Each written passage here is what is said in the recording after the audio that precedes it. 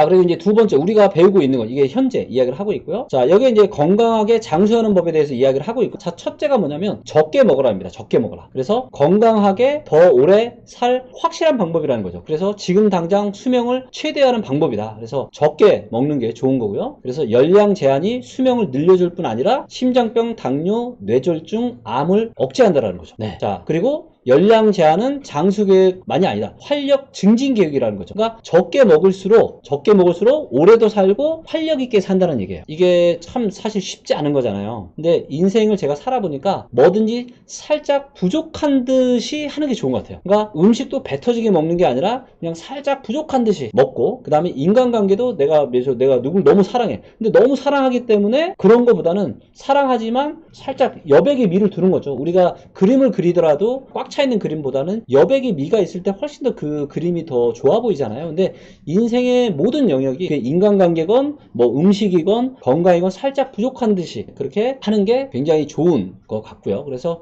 절제하는 그런 인생의 습관은 굉장히 좋은 것 같습니다. 자, 그리고 이제 간헐적 단식과 주기적 단식. 그래서 아주 잠깐씩만 절식을 해도 엄청난 건강 혜택이 있다라고 합니다. 그래서 아침을 거르고 점심을 늦게 먹는다라고 합니다. 그래서 일주일에 뭐 이틀은 열량을 75%로 줄인다라는 거죠. 그래서 일주일에 이틀 정도는 내가 먹는 거에 75% 정도만 먹는 거죠. 네. 그리고 또 방법이 뭐 일주일에 이틀은 아예 굶어버릴 수도 있고요. 그 다음에 분기마다 또 일주일씩 굶을 수도 있고요. 여러 가지 이제 방법들이 있는데 이 여러 가지 방법들에서 본인의 스타일에 맞게 하면 될 것 같고요. 저는 어떻게 하고 있냐면, 저는 아침에는 이제 보통 샐러드를 보통 먹고 있고요. 점심을 좀 굶으려고 해요. 왜냐면 이제 저녁을 굶기는 힘드니까, 뭐 일정도 있고 뭐 사람도 만나고 해야 되니까. 그래서 가능하면 저는 이제 점심을 좀 굶는 걸로 그렇게 지금 하고 있습니다. 그 다음에 이제 또 육식을 줄여라. 특히 육식 중에서도 빨간 고기, 그래서 붉은 고기랑 붉은 가공육, 햄, 소세지, 베이컨, 이거는 뭐 거의 독약이라고 보시면 되고요.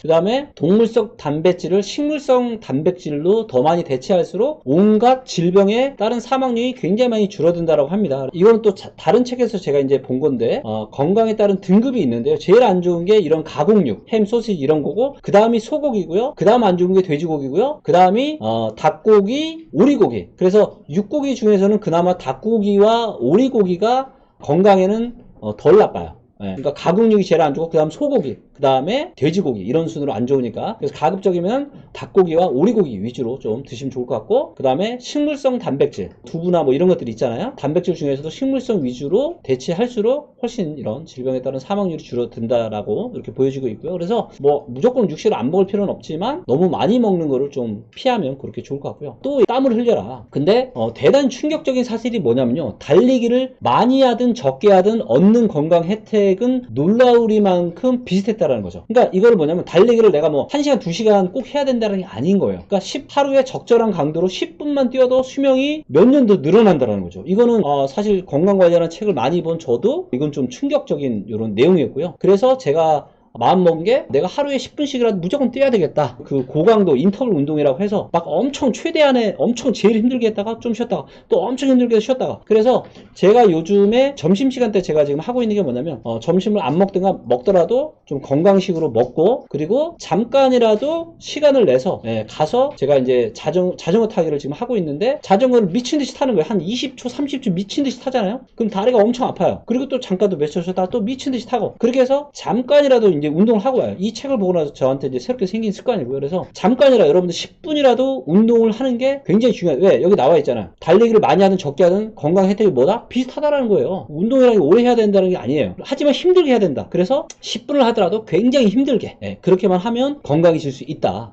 그래서 이 책에서 이야기하는 거는 한가로이 걷는 것, 산책하듯이 이렇게 걷는 것과 경쾌하게 달리는 것은 다르다라는 거죠. 그래서 뭐가 중요하다? 강도가 중요하다. 강도가. 그러니까 강도 있게 해야 된다는 거죠. 그래서 건강을 개선하는 유전자들을 가장 많이 참여시키는 운동이 뭐다? 고강도 인터벌 트레이닝이다. 그래서 이게 뭐예요? 아주 강한 운동 사이에 가벼운 운동을 섞어서 반복하는 거예요. 엄청 힘들겠다 또 쉬었다, 엄청 힘들겠다 쉬었다. 이게 고강도 인터벌 트레이닝 운동이고요. 이거를 10분 20분만 해도 굉장히 좋다. 그래서 건강이 굉장히 많이 개선이 된다. 그래서 저도 그거를 하고 있고요. 여러분들도 하세요. 여러분들 한번 해보시면 좋을 것 같고요. 자, 그리고 힘든 사람일수록 효과가 좋았다고 합니다. 그래서 힘들다는 느낌이 들 때까지 격렬하게 운동을 해라. 그리고 빠르게 깊이 호흡을 하면서 최대 심장 박동수의 70에서 85%로 뛰어야 된다. 그래서 땀을 흘려야 하고, 땀을 흘려야 됩니다. 그리고 숨을 고르지 않고는 몇 마디 이상 할 수 없을 정도로 해야 된다는 거죠.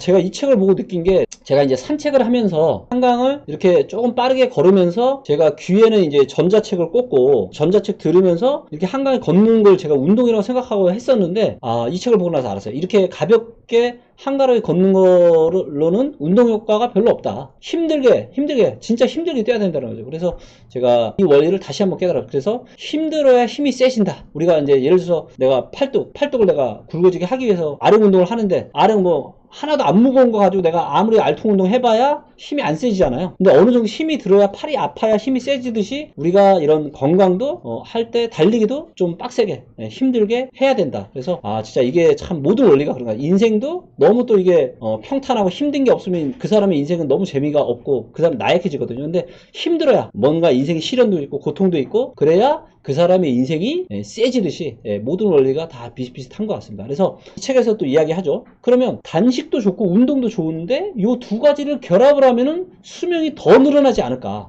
근데 이 교수님이 뭐라고 하냐? 확실히 그렇다고 합니다. 그래서 먹는 거 조금 줄이시고 운동을 많이 하십시오. 힘들게. 그러면 수명이 팍팍 늘어난다. 이런 얘기를 하고 있고요. 요거는 이제 다른 책에는 거의 찾아볼 수 없었던 내용인데, 몸을 차갑게 해라. 그래서 편안하지 않은 온도에 노출을 시키는 게 장수 유전자를 키우는 매우 효과적인 방법이다라는 거죠. 그래서 참 모든 원리가 실현인 것 같아요. 실현을 줘야 그 사람이 성공하고, 실현을 줘야 건강도 좋아지고. 그래서 내 몸에 내가 젊고 건강해지고 싶으면 내 몸에 실현을 주는 거죠. 몸을 차갑게 해라. 요것도 굉장히 중요한 거고요. 그래서 추운 날씨에 티셔츠 차림으로 활기차게 걷는 거죠. 그래서 추운 곳에서 운동을 하면 좋다라고 합니다. 잘 때 창문을 열어두거나 얇은 이불만 덮고 자는 것도 도움이 될 수 있다라고 하고요. 근데 뭐다? 추위에 노출하는 쪽을 택했다면 적당히 노출을 시키라는 거죠. 이런 거죠. 단식과 마찬가지로 벼랑 끝에 가까이는 가지만 그 너머로는 가지 않는 게 가장 큰 혜택을 얻을 가능성이 높다는 거죠. 그러니까 내가 단식을 하는데 이것도 너무 무리하게 해. 모든 원리는 뭐다? 힘들게 하지만 너무 무리하게는 하지 마라. 이런 얘기죠. 힘들게 하는 거에도 여백의 미가 필요하다라는 겁니다. 단식도 그렇고 운동도 그렇고, 그 다음에 이 추위에 노출시키는 것도 그렇고 적당히 하자, 이런 얘기고요. 그래서 적당히 힘들게, 쉽진 않은 건데 적당히 힘들게 하자라는 거고요. 그래서 내 몸에 소름이 돋고, 그 다음에 이가 막 딱딱거리고 막 팔이 떨린다. 이거는 뭐다? 이거는 절벽 끝이 아니다. 이거는 위험한 상태가 아니다라는 거죠. 그리고 이럴 때 우리 몸에 장수 유전자가 깨어난다라는 거죠.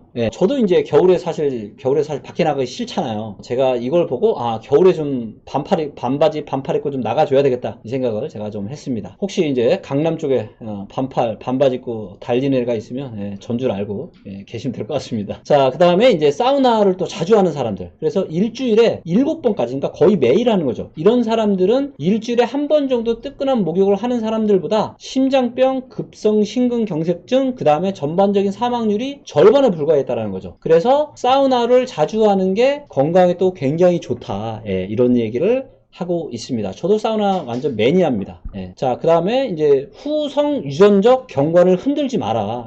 쉬운 얘기로 하면 DNA를 손상시키는 행위를 하지 말라는데, 그게 뭐냐? 첫째, 담배.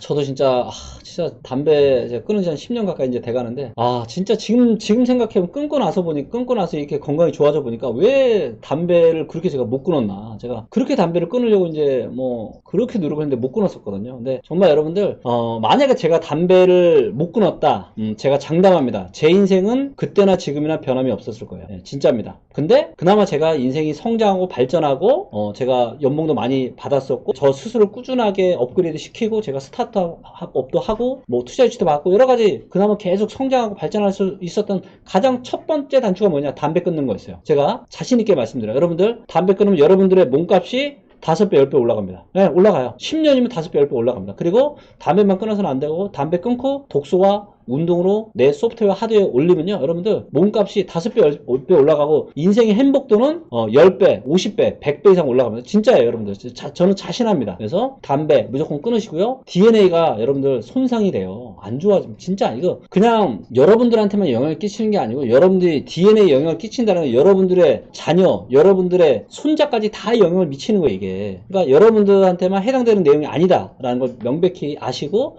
여러분들 후손 때까지 이거 다 영향을 미친다. 그래서 담배는 꼭 끊으셨으면 좋겠고요. 그 다음에 사람과 자동차가 우글거리는 도시 지역에 피하라. 그러니까 사람과 자동차가 우글거리는 데는 또 미세먼지나 이런 게 많잖아요. 근데 이게 또 DNA를 손상시킨다는 거죠. 그 다음에 플라스틱 병과 일회용 포장용기, 이게 또 우리의 DNA를 손상을 시키는 거죠. 특히나 플라스틱을 전자레인지에 넣어서 돌리는 거, 이거는 뭐다? 이거는 거의 뭐 자살, 나를 죽이는 행위다라는 거죠. 플라스틱 그릇에다가 뭐 음식이나 뭐 이런 거 넣고 전자레인지에 돌린다? 그냥 뭐 이거는 죽음이에요. 죽음이 여러분들 큰일 나는 겁니다. 절대 하시면 안 되고요. 그 다음에 용매, 뭐 세정제, 살충제, 유압류 이런 게 전부 다 DNA를 망가뜨리는 거고요. 그 다음 방사선, 뭐 자외선, X선, 감마선, 라돈 이런 게 전부 다 방사선의 일종인데 이게 또 우리의 DNA를 손상을 시키는 행위다. 가급적 이런 것들을 여러분들 피하셔야 된다. 이런 얘기를 하고 있고요. 그 다음에 다섯 번째 이야기하는 게 이제 알약, 건강보조제를 이야기하고 있습니다. 그래서 여기 보시면 다양한 건강보조제들이 소개가 됩니다. 뭐 자세한 내용은 책을 사서 보시면 되고요. 하루에 제가 한 50가지 정도 먹고 있다고 말씀드렸잖아요. 이 중에 보니까 저도 싱클레어 박사님 소개하고 있는 이 건강보조제 중에 제가 아직 안 먹고 있는 게 있어요. 근데 이거는 보니까 처방을 좀 받아야 되는 거예요. 그래서 조만간 저도 좀 병원에 가서 처방을 좀 받아서 또 이것도 사 먹어봐야 될 것 같습니다. 자, 그 다음에 이제 3부 조금 좀 진지한 이야기인데요. 우리가 이제 배우고 있는 것, 현재에 대한 이야기입니다. 현재가 아니라 미래예요. 미래. 3부가 미래. 자, 그래서 앞으로 이제 일들이라는 거죠. 일본에서 태어난 아이들 중 절반은 107년 이상 넘게 살 것이라는 거지 이제. 와, 그러니까 대단한 거죠. 그 다음 미국에서 태어난 사람도 이상 100년 넘게 살 거라는 거죠. 근데 많은 연구자들이 이런 추정값들이 지나치게 낙관적이라고 지금 이야기를 하는데 전 세계 최고의 전문가인 데이비드 싱클레어 박사님 생각이 다르다는 거예요. 오히려 100살 초반대가 오히려 보수적이다라는 거죠. 이런 분들은 사실은 공식적으로 이렇게 말하기가 힘들어요. 근데 이분이 뭐라고 얘기했어요? 우리가 세계 최초로 150살까지 살 수 있을 거라고 나는 공식적으로 말한다. 자, 여러분들 150살까지 만약에 젊고 내가 건강하게 살 수 있다라고 보면 과연 저는 어떤 인생 로드맵을 제가 그려야 될까요? 정말 이 책을 보면서 굉장히 많은 생각들이 들었습니다.